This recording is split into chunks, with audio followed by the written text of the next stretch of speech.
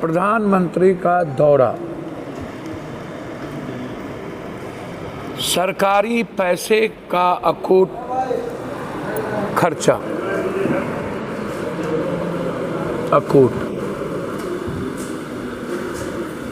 पूरा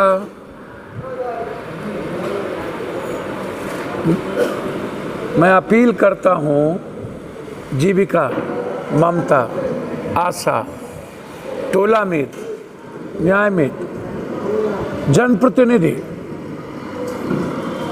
मुखिया, सरपंच जो लगातार अपने अधिकारों के लिए लड़ रहे हैं, अपने वेतनमान के लिए, अपने अधिकार के लिए, अपनी सुरक्षा के लिए, पेंशन को बढ़ाने के लिए, 400 से 2000 रुपया करने के लिए, 1000 से कम पेंशन नहीं होनी चाहिए।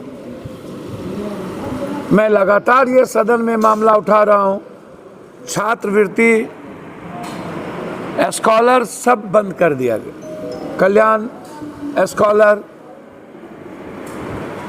मैं अपील करता हूं कि प्रधानमंत्री जी के दौरे में जो सरकारी पैसे के द्वारा बस, खाना और लाने की व्यवस्था सिर्फ भीड़ दिखाने के लिए 15 दिनों से पूरे देश का कैबिनेट बैठा हुआ है, मुजफ्फरपुर, समस्तीपुर, बेतिया, कोसी, सीमांचल, देश पर हमला हो, देश खत्म हो जाए, 56 इंच का सीना 5 इंच बन जाए, 12 सालों में 46 बार हमला हो चुके,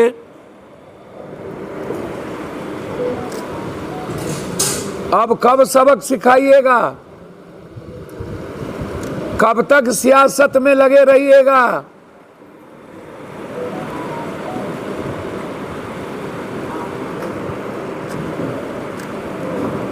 हर घटना को हिंदू मुसलमान करने का प्रयास इस दुनिया में कोई भी उग्रवादी, कोई भी आतंकवादी, अब उग्रवादी को दलित और आदिवासी बना करके आप मारते हैं, आतंकवादी को आप मुसलमान। पाकिस्तान में रहने वाला कोई भी आतंकवादी पाकिस्तान को बख्शा है आज तक? हजारों बच्चों को मारा है वहां, वो तो आतंकवादी है। कोरोना से अभी तक मोदी जी, मैं आपको चैलेंज करता हूं, चैलेंज, कि आपने एक भी सेना की बहाली नहीं की। 1,80,000 सेना पद खाली है। क्या है? 1,80,000 पद खाली क्यों है? कोरोना से लेकर के आज तक कोई बहाली क्यों नहीं हुई?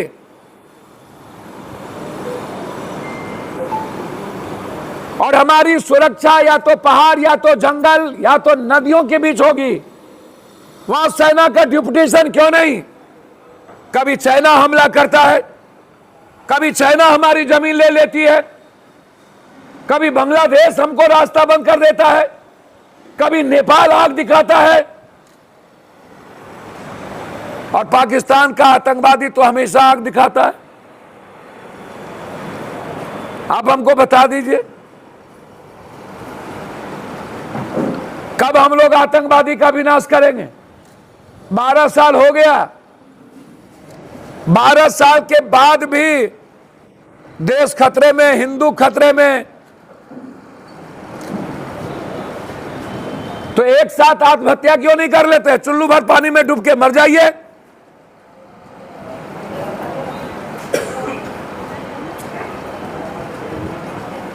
इनका 24 घंटा चुनावी मूड, 24 घंटा चुनाव की बात करना, हर मिनट टू मिनट पैसे का इस्तेमाल करना। नित्यानंद राय, गिरिराज सिंह, सारा मिनिस्टर, ललन सिंह, संजय झा, सब के सब जितन राम मांझी जी, चिराग जी, सब मिथिला कोसी सीमांचल में लगे। और इन्हीं लोगों का जब्बा होगा, छोटका पार्टी का।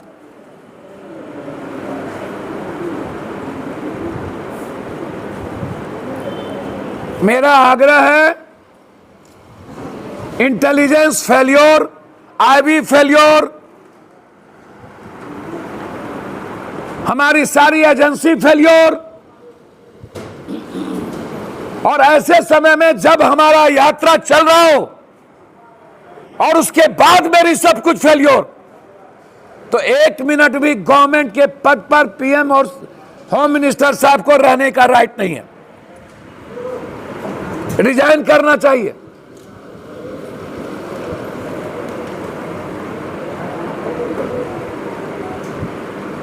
और सुनिश्चित करना चाहिए, पूरा विपक्ष आपके साथ है,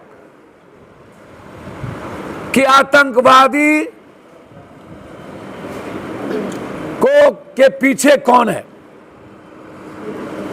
कौन लोग ये साजिश किए हैं, उसको चिन्हित कीजिए। आप आज तक पुलवामा को चिन्हित नहीं कर पाए।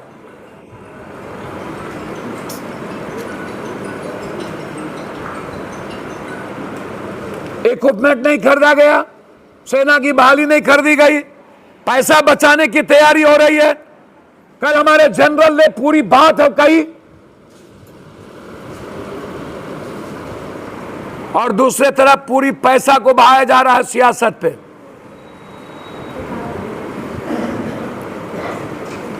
मोदी जी, मेरा सवाल आपसे है और इन लोगों से कि बड़ा चीनी मिल तीनों कब खुलेंगे, मधुबनी का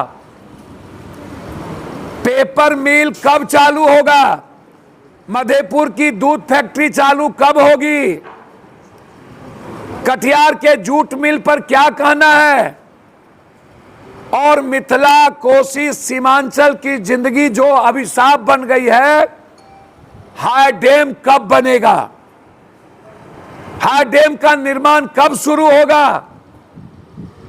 आप औपचारिकता निभा रहे हैं कि 84,000 हम घर देने जा रहे हैं। एक घर सतत प्रक्रिया है, आपकी कृपा नहीं है, हमें घर मिलना ही है।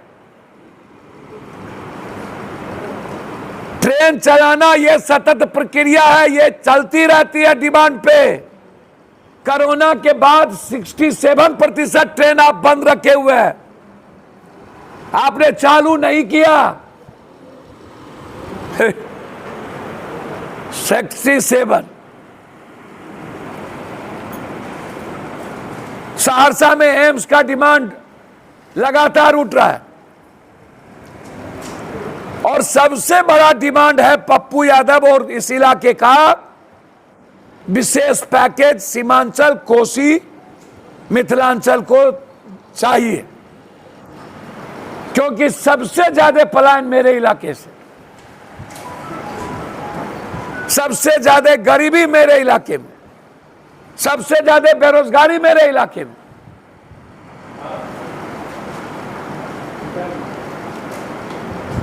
लगातार लड़ रहे हैं। दूसरा मुद्दा, अपने घटक को डराने के लिए, कमजोर करने के लिए, आंख दिखाने के लिए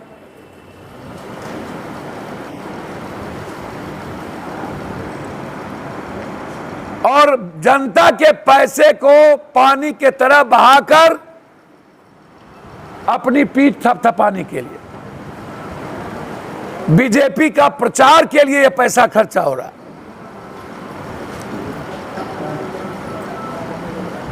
यह खर्चा वोट के लिए किया जा रहा है, विकास के लिए नहीं।